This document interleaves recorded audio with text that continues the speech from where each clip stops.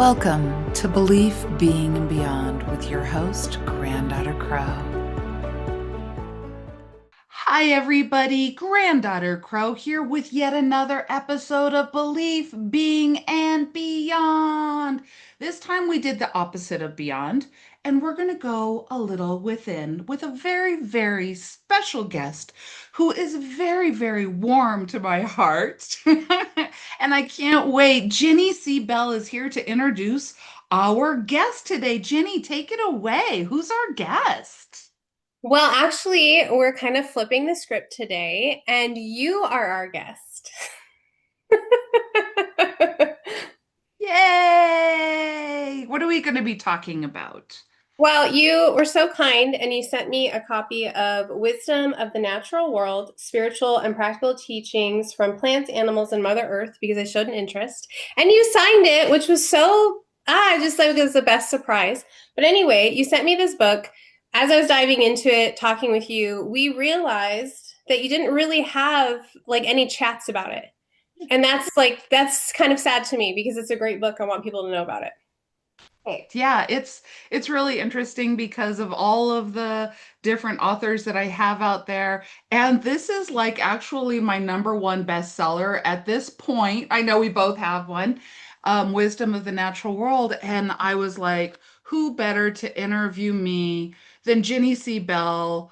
She has her own show. She does all sorts of things, book talks and everything. And so I'm really excited to delve into this book with you and kind of let the people know what it's about and what we're talking about. So take it away, Jenny C. Bell. Okay, well, let's travel back in time for a moment. So you said we're going beyond time and space today, Yes. right? Yes. So take us back about like the initial kind of seed or idea. You know, we all as authors get that like that seed that gets planted and you're like, this is going to be a book. So take us back maybe to that moment when, if you can, like when you were like, this is something I want to write about. This is something people need to know about. And let's start there.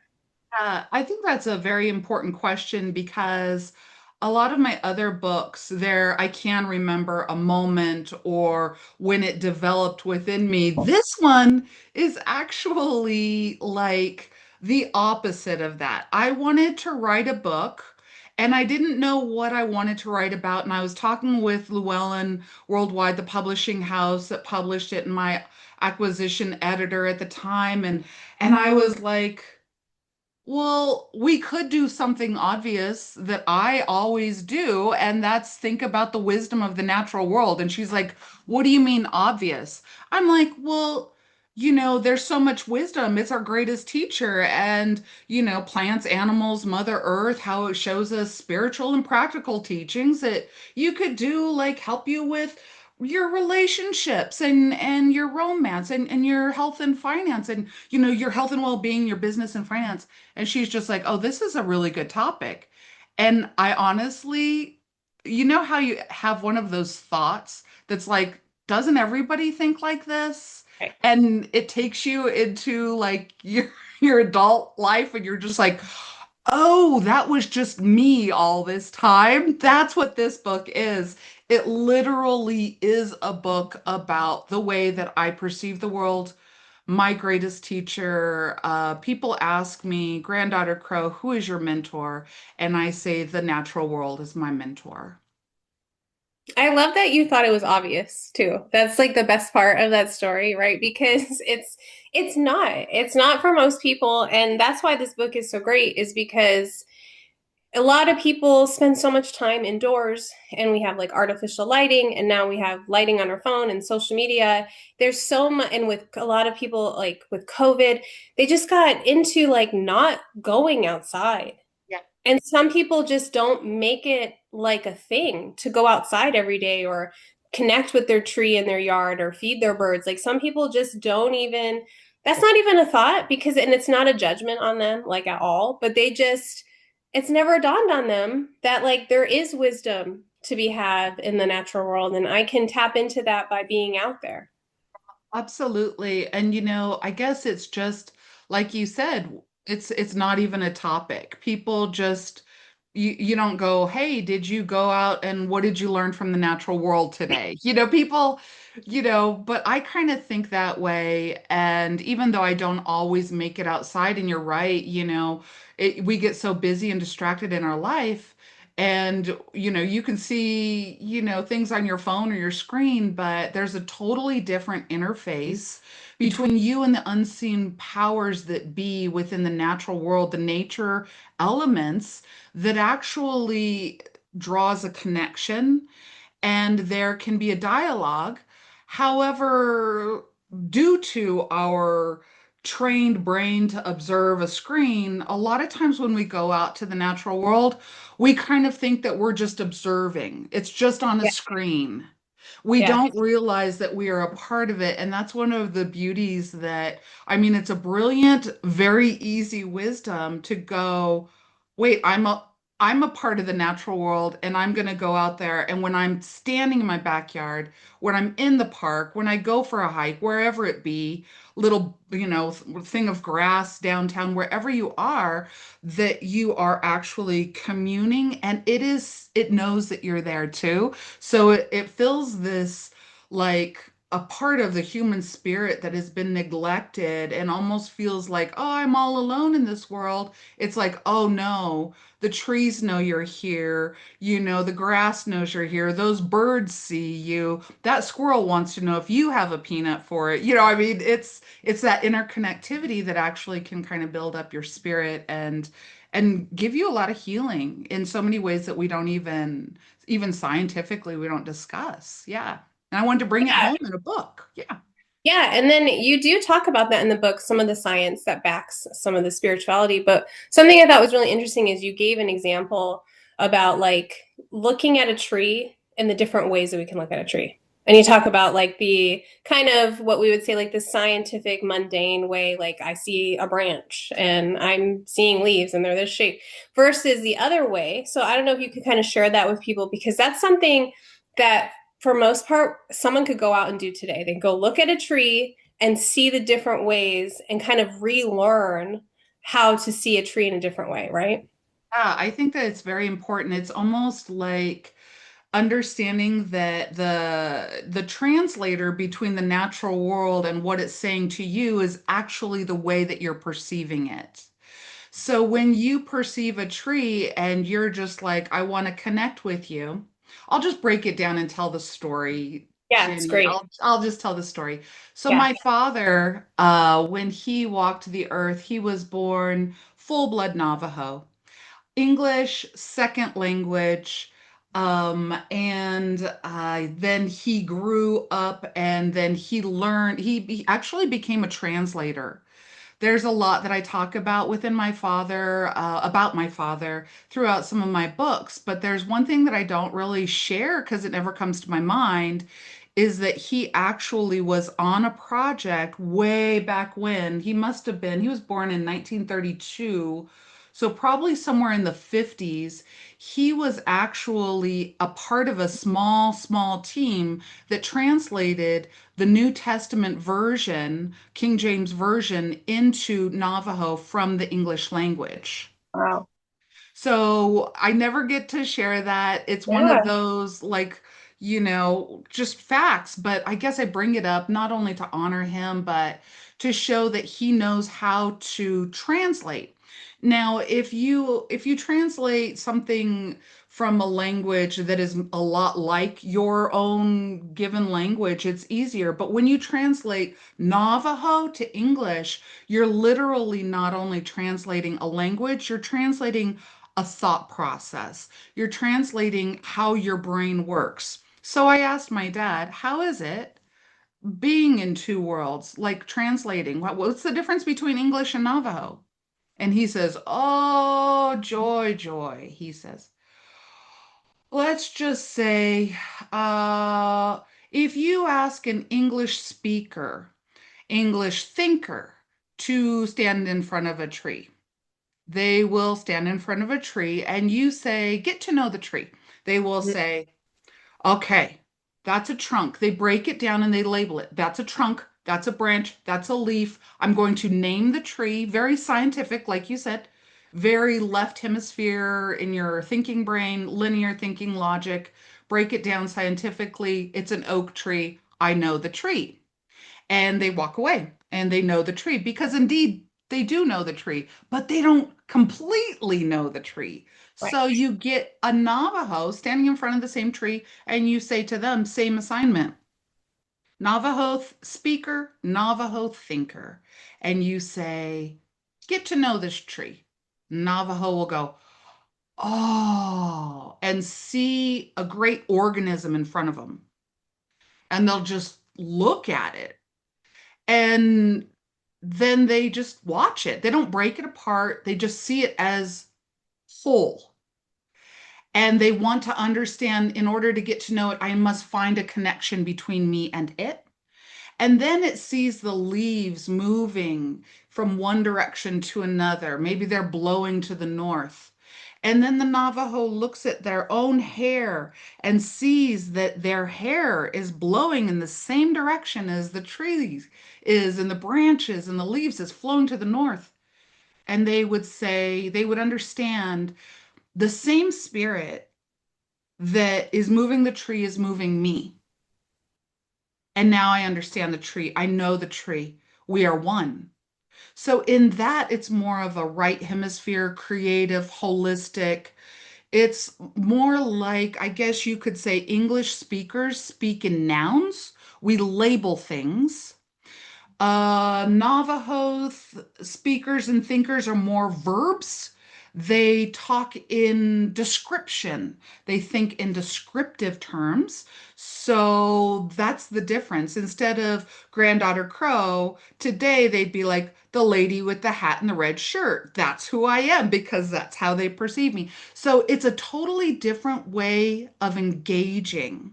And if you can step out into the natural world and release this idea that I'm going to go talk to the tree and the tree's going to speak English, which maybe it will, because sometimes it does. I'm not going to knock that. I've heard trees talk to me and they're like, what are you doing? Or whatever.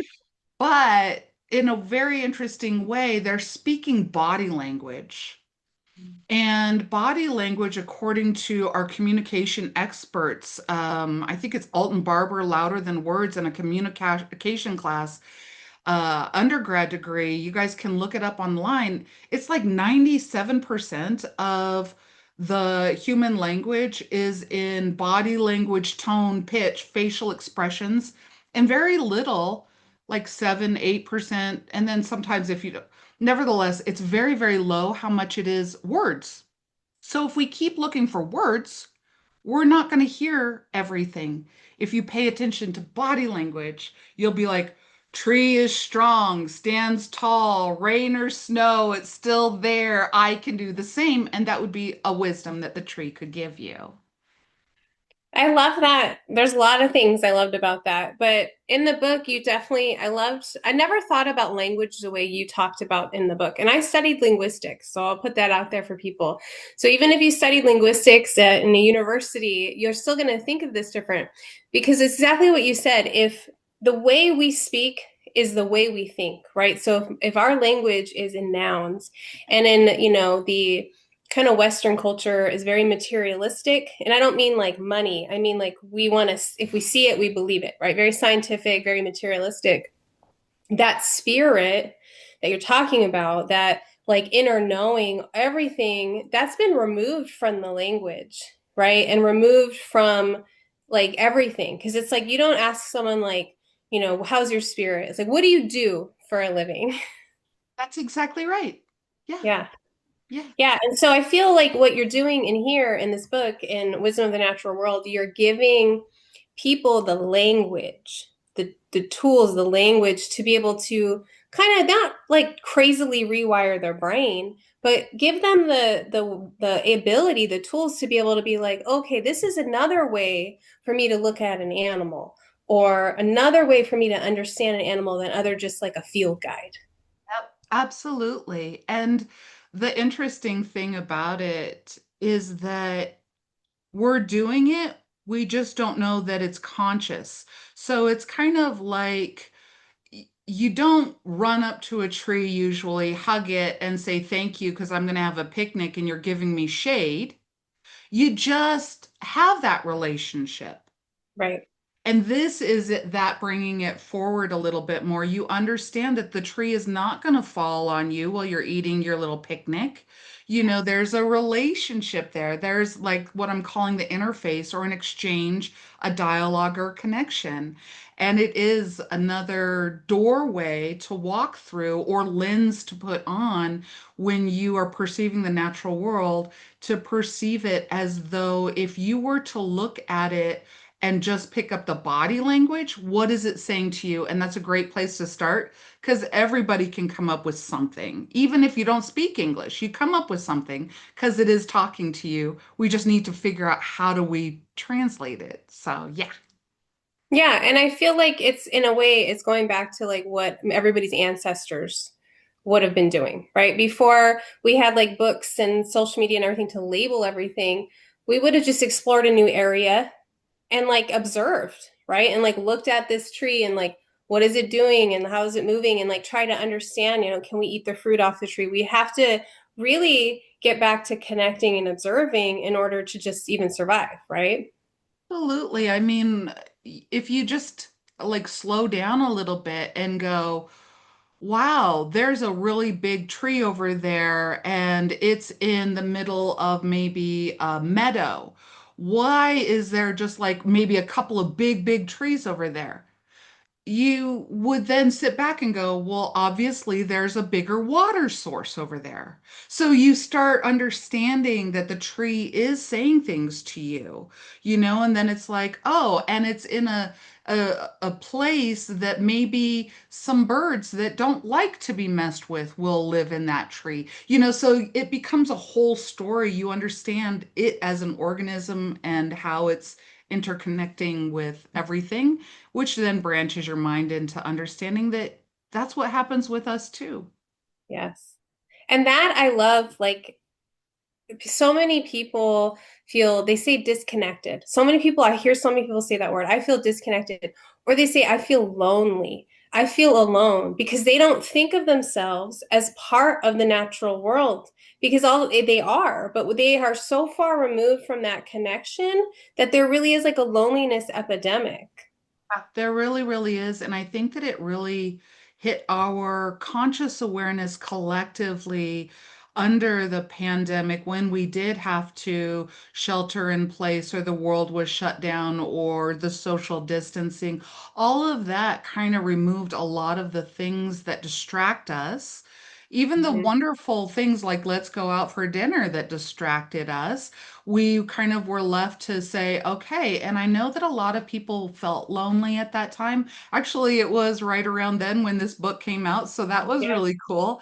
Yeah. But it really is, if you kind of go, I water my, let's say something simple. I water my flower bed once a day in the morning. You don't think those flowers aren't, if you don't go out there, they've got to miss you. Yeah. there is a they're expecting you to be there. You're a part of their world, just like the bumblebee, the bird, all of it. It's an organism, and you can build relationships within there too. So yeah, yeah. I love it. Can you talk more about how nature is aware of us and witnesses us? Because for me, that's huge. Like someone, a lot of us like who are spiritual or on a witchy path, we already connect with nature. But to know that like nature does witness me, does see me back, there's something that does make you feel much less lonely. You do feel a sense of that interconnectedness like you're talking about. Absolutely. And I really think that it already is. It's just that we need to find a place within our own psyche that helps us to connect with it and understand it. So the way that I kind of do that at first is I will say, go out, find a tree, touch the tree, put your hand on the trunk and just close your eyes and breathe. Or if you are in the place where you can sit down and lean up against the tree and just breathe, wait until you feel the connection. And some people will feel it automatically, but just keep telling yourself in your left hemisphere, in your logical mind that doesn't know this information and needs to learn it for the new, for the first time. Your body knows, your spirit knows, but it's like, this tree knows I'm here. This tree knows I'm here. This tree knows I'm here. And even if you think it's crazy, you can just say, Granddaughter Crow said this tree knows I'm here. You could just blame it on me. But at the end of the day, on one level or another, I believe in animism. I believe that the natural world is full of sentient beings. Everything has a soul and a consciousness. And although it doesn't have five fingers and stand upright, which trees actually do stand upright, but it's one of those things that the tree does know you're there. Even if it is because your hand is so cold. The tree will sense that something colder is there, or your hand is a lot warmer. The tree will sense that there's something warmer there. And trust me, if you want to test this scientifically, all you have to do is build a huge wall between the tree and the sun and see how that tree does. Because the tree understands the heat from the sun and the light from the sun. And although your encounter with the tree may only be for a few moments, and its encounter with the sun is going to be a lifetime, it's still an exchange. And I hope that makes sense. And then the next thing is I look up and when I see a crow fly by or a raven or a hawk, I know it saw me first. Yeah. And I know that it let me see it. Mhm. And when you start thinking in that terminology, you're just like, well, then when you go out maybe to the hills or the mountains or wherever you go and you see a fox, that fox knows how to hide. It knew you were there and it let you see it. And that is the magic right there. Agreed, 100%. I love that. And I love because I tell my kids like when we're on a hike or a walk and the birds are calling, I was like, they're talking about us. Hey, there's some, walking upright, hairless people things, and they're walking down. They're all talking about us and telling each other we're coming. And I said, so it's like when people say nature doesn't respond, nature doesn't see you, that's not connecting with us. Well, then why are they talking about us, right? Yeah, Like, absolutely. I agree 100%. In fact, I have a couple of blue jays that come over every morning. And some mornings I'm sleeping in and they will stick their head pretty much in the window, not necessarily, but right outside and start screaming in my window, like, where are you and where are my peanuts or whatever it is. They're like, hello. And so what I do is I do the call and response with them. I will whistle back and then they whistle back and I whistle back and they look at me. And it's just this beautiful, like, oh my God, I have a new friend. yes. And there's a connection. Yeah, but you're absolutely right. The birds definitely are going to be like, there's a tall one and a couple of short ones coming. Do they look dangerous? Do they have any food? It's totally that. Absolutely. Yeah. Yeah, and that's something we talked about the pandemic. Something that really helped our family is we did a lot of outside time in the yard and outside time at parks. And the kid's first friend, like moving here, we actually moved during the pandemic, was the next door neighbor's cat. My first friend was a scrub jay, and I named her Peanut. And she just started like talking to me and looking for her peanuts. And there have been times where she knows she'll come to the kitchen window and like look in there, like, hey, you're a little late. And it's like, it's a relationship at this point. Yes, absolutely. And some people might say, well, aren't you anthropomorphizing the natural world? And to a certain degree, I'm like, yes, I am helping my brain understand it by giving it English language. Yeah. However, there is an exchange there that I can only explain to you, another English speaker in English, but there is an exchange that's happening there that my spirit feels that it's my mind is recognizing that's like, oh my God, it sees me. So yeah, Yeah, and absolutely. it's science. I mean, scientists have proven that crows recognize faces and Yes. crows will hold grudges and they will pass on the faces they don't like to their offspring. And it's like if you did something bad to a crow, they will know forever in all of their lineage Yep. because they pass that information down. And Yep. so science has proved that it's not just us being like, witchy or spiritual, right? It's like they really do see us. They do. They absolutely do. I love it. I love it too. So, one of the things I thought was really interesting about your book in particular was that this kind of all of this information and all of the natural world can also be applied to like relationships with other people and also work career. And that's not something we see very often in these books, right? Like a lot of times you read this, it's really just for you, the one person, and you might have like a little shift or a change that definitely affects the world around you, but it's not so much like so clear. So if you could talk a little bit about that too, that'd be great.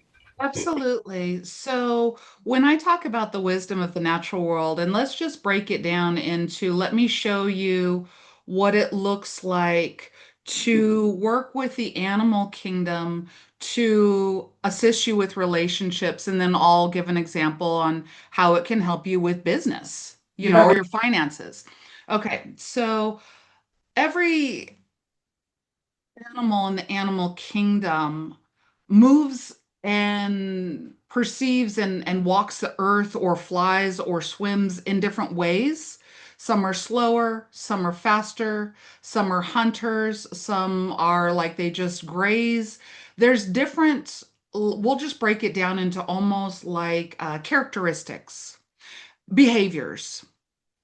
And so let's say that I'm Granddaughter Crow, and let's say that I am Crow because, well, honestly, I behave like a crow. I behave like a raven. I'll fly into your space and I'll be like, and I'll caw and I'll talk and then I'll fly away and people are like, what and there's a lot of other attributes obviously that I have, but I see things. I guess that's another one because I'm a crow and have that totem or identify as a crow or totem. I can see from a bird's eye view, so then hence I'm a visionary. I see big picture, which also means that maybe I might lose a little bit of that grounded detail because I'm up in the air. And Mhm. so the attributes and the characteristics and the behavior that I have aligned with in the spirit of the crow are things that I carry. Now, my husband is not a crow. He is not a raven. He actually has a spirit totem of a wolf. And I'll talk about spirit totems in just a second. So we'll cover that.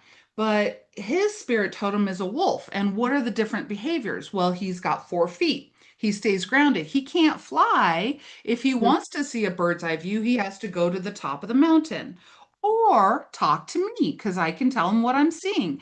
And then if I want to see like what is right in front of us, he will tell me because he's got 4 feet on the ground. He's logical. He's walking. I guess you would say practical, grounded with the 4 feet on the ground. So yeah, we could argue and go, that's not what it looks like from up here. Well, that's not what it looks like from down here. But instead of getting into that type of a relationship dynamic that most people have on Yeah. trying to cause somebody to perceive something their way, but go, well, we're headed in the same direction. I see that we can do this. And then my husband says, yeah, but there's a tree and it's going to take us longer. Did you eat your lunch? Did you bring your lunch? So we actually have that symbiotic relationship. And even in the natural world, ravens and wolves have that symbiotic relationship. And so it is with us.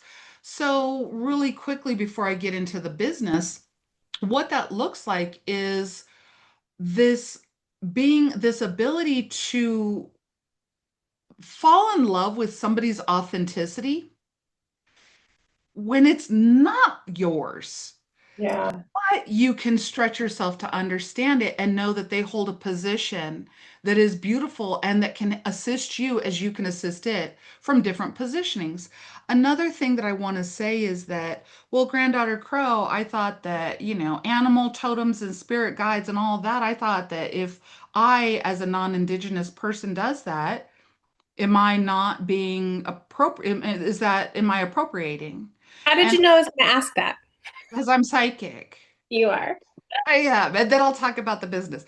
But it was almost it was a question. And so it's kind of like, yeah, I'm not asking you to do an indigenous shamanistic recognition. I'm literally asking you, what kind of an animal do you feel like today? You can change it tomorrow. How are you behaving in your relationships with this person today? And when you do that, then it opens up, it's animals that we connect with. And that is a global thing. There's animals all across the world. There's animals in all religions. There's animals in all cultures. It's not appropriation to go, I love kangaroos, Hmm. and I love to hop and I've got a pouch or something like that. Or I always love dogs because they're loyal. Oh, that means that you're loyal. Oh, I always like cats. Why? They're independent. Oh, do you recognize your independence? So it's kind of that type of a thing. I think I think I will need to talk about that more in the future just because the sensitivity around people not wanting to be, to be okay, to be right Yeah, in what their practice is. So I'll probably outline it in one of my next books, but even more. But I'm not asking you to get a spirit totem or do a exactly. shamanistic thing. I'm asking you to do something that you would ask your children in kindergarten. Okay, Yes. everybody, we're gonna play farm. Who wants to be the duck? Who wants to be the pig? Who wants to be the cow? And that kind of a style. Does that make sense, or am I? I love that. I think I had a lot of thoughts. So we'll get to the business question in a second. But the first thought was I remember taking psychology senior year of high school, and my teacher's like she did a lot of fun little activities, and one of them was like, okay, close your eyes. You're going to the zoo, and you're gonna get to take a picture with an animal. What animal are you taking a picture with? And then we all wrote it down, and she said that's what you're looking for in a partner at the moment. That's right. And everyone was like, what? Like everybody, it fit everybody. And so I love the idea of seeing our loved ones, our work relationships, our friendships as animals, seeing ourselves as an animal. Because what it does is it takes a lot of blame and it makes it so it's like, I don't want you to change because I know you're a cat. And cats come and go when they please and they're independent and that's who you are. You're a little aloof and it's okay because you're a cat and that's how I see you. You never have to tell the person that, but it really helps us see things differently. And I like that you said it's like what you would ask a kid, and it kind of brings that inner child into play. I think that's amazing because it really does open us up to see the world in an interconnected way, right? Like, so, and I did that as a teacher. I just wanted to share. So I definitely identify with wolves. I love wolves. They're my favorite animal. And when I was a teacher, I saw each classroom as a pack, and I was alpha, and I would make sure that was established. Just, not through anything wolf-like, but it was like I want them to know. I'd often say, like, when they would be talking, I'm sorry, this is the Mrs. Bell show, not your show. When you have your college degrees, you can run the show. But it was like a very clear message that I'm Right. alpha and Yep. you're the pack and you're all going to follow me. And I didn't even think about that until a couple years into teaching, and I was like, oh my gosh, I'm running them like a wolf pack, and it's been working because people would say to me, well, how are you getting the kids to be quiet when you need to be quiet? I'm like, what do you mean? They just are. But it was because I think I came in and I'm like, I'm the alpha at 5'2.5", and you're gonna follow me. That's exactly right. And the whole thing is that, and that's the wisdom. That in there lies the wisdom of the natural world, that the alpha wolf will automatically go in order for us to actually assimilate, learn here. You guys need to respect this space, and I'm the alpha, and you're Mhm. raising a pack of wolves. And I think that that's absolutely lovely. And also, it's not only understanding I love you, you're a cat, you come and go as you please, and I don't need you to change. It also addresses this compare and contrast that we do a lot of times. Yeah. It's like, well, I can't fly. Well, I can't fly like Granddaughter Crow flies. It's like, yeah, because you're a wolf and Granddaughter Crow can't run as fast as you, and she doesn't have the teeth that you do. And there's all everybody gets to be their own, and then you have the interchange between them. So if you're looking at somebody who is behaving like a cat, and then you're looking at somebody who's behaving like a wolf or a dog, you're going to have a natural, dynamic there that sometimes they get along, and sometimes that little dog wants a lot more attention and wants to snuggle on the couch for movie night, and the cat's like, whatever, so there's this automatic exchange when you think about how is your partner behaving today? Is your partner a mouse? And are you overwhelming your partner? Is your partner a bird and you are like, why do they keep wanting to fly around and go places? It's like it has nothing to do with you, honey. It has to do with their personality. So it gives a lot of respect to self as well as the other. And it really shows us that there is beauty in being different. So if you're enjoying the Belief Being and Beyond podcast and would like to support it, I'm on Patreon. Just go to Patreon, Granddaughter Crow, or you can find it at granddaughtercrow.com. Thank you so much. And then you get to go, well, gosh, there's a lot of different animals. Yeah. What if my partner behaves like a dolphin and I behave like a bear? Well, gosh, you guys aren't even in the same realm.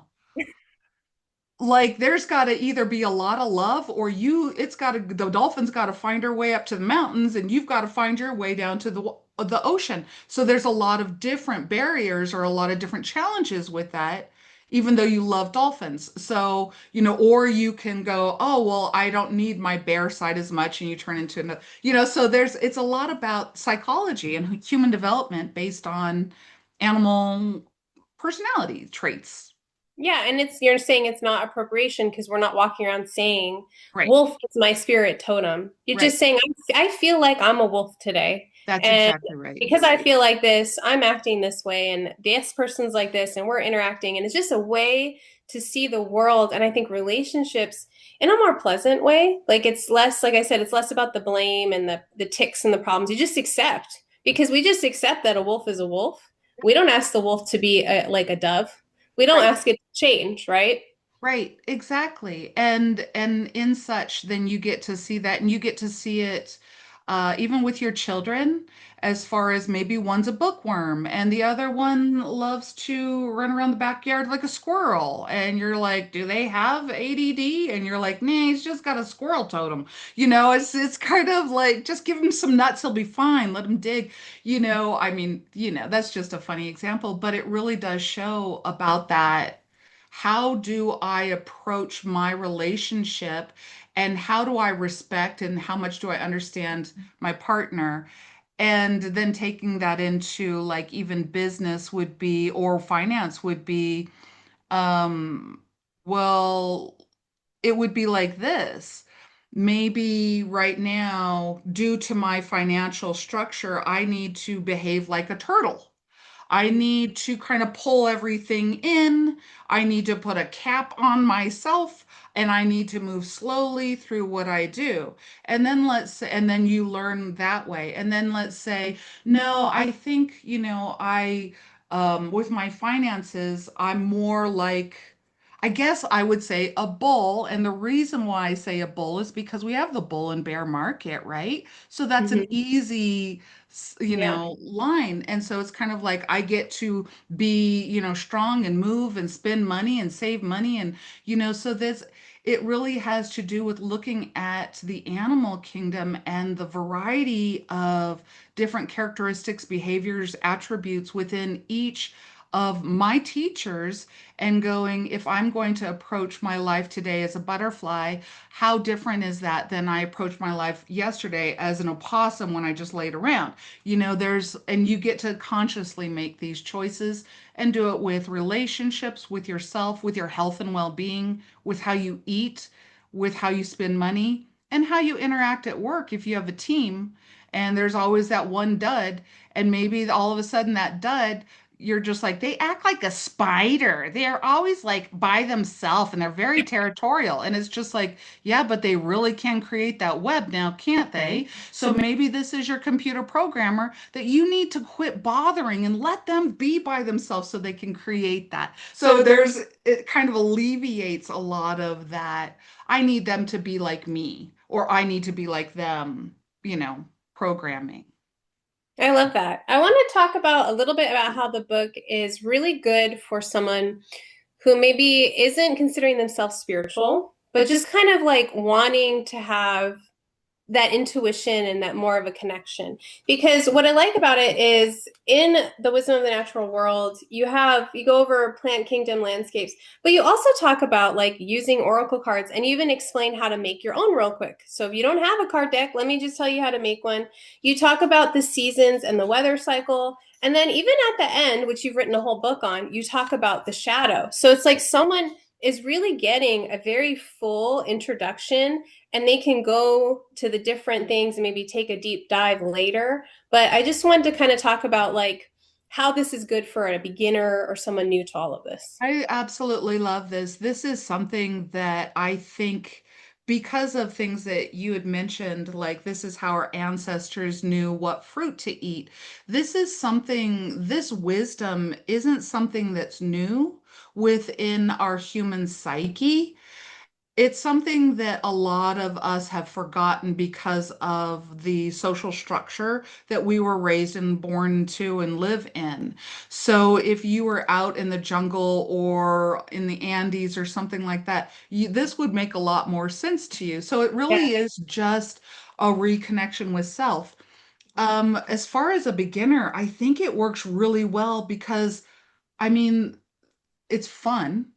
Yeah. And it's easy to understand. There's not a lot of, I mean, I could walk into a kindergarten class and say, who wants to be a doggy today? Get the hands. Who wants to be a cat today? Get the hands. Who wants to be a mouse? And then go, okay, how are you guys interacting? And they would all know what I'm talking about because it's not necessarily spiritual, but it is spirited.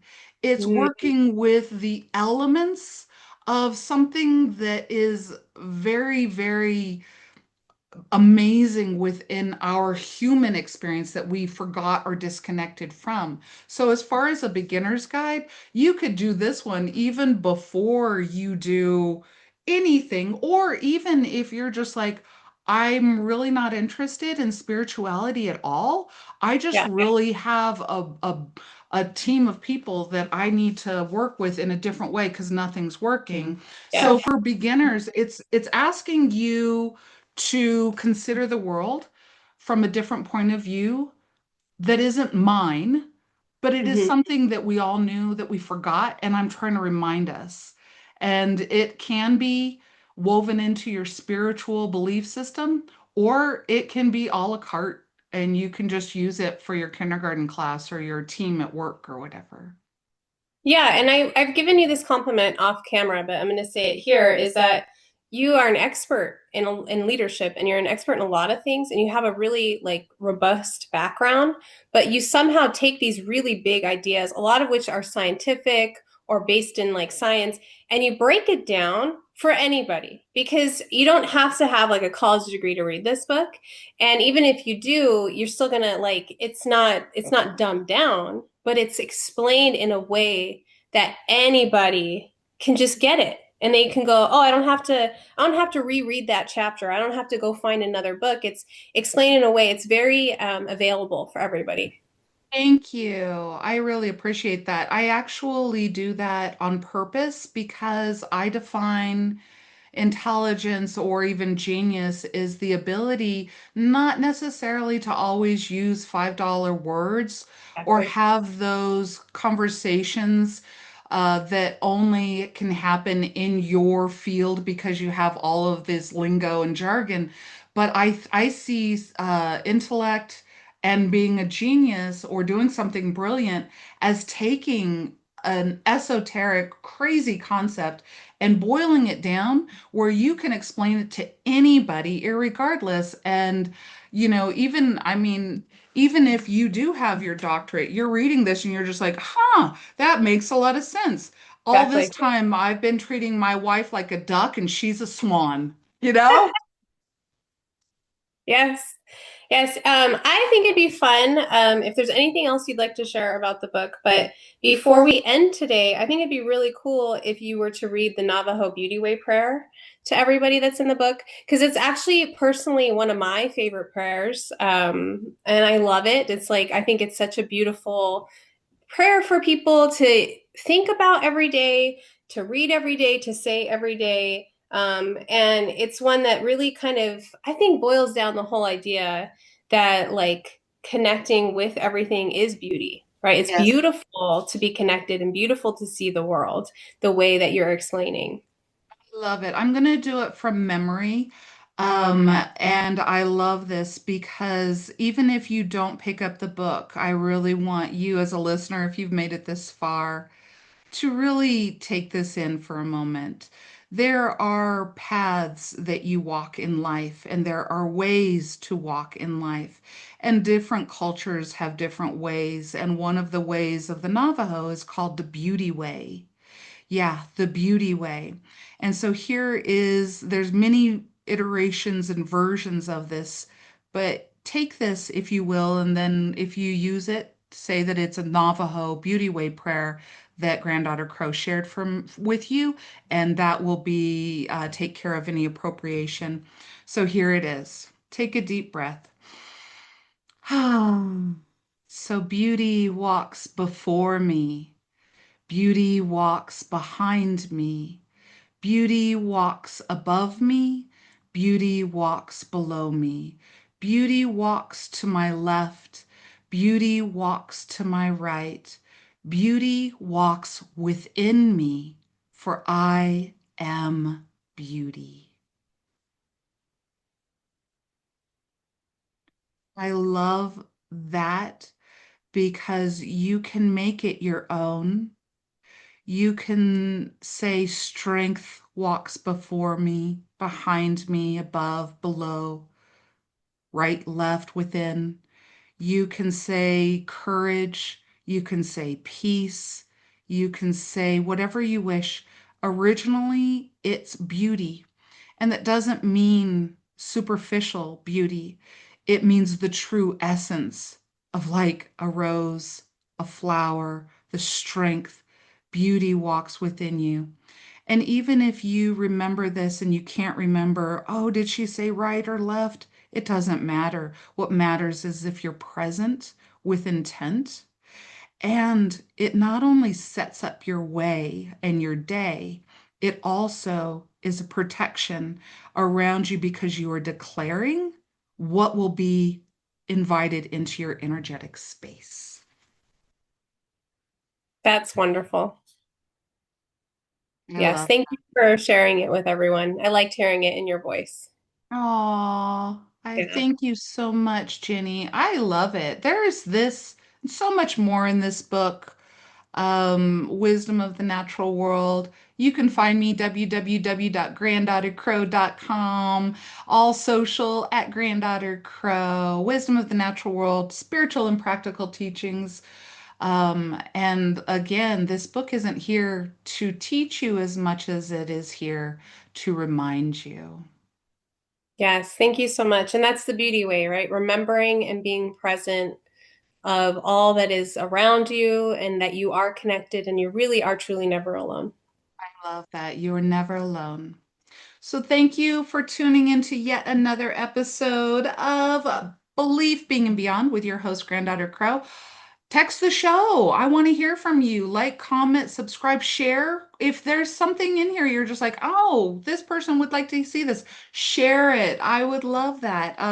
My hope is that whoever can benefit and feel inspired, encouraged, and empowered to be your authenticity, that's what I'm here to do. This is Granddaughter Crow. Love ya. See you on the flippity flip. Thank you, Jenny. Thank you.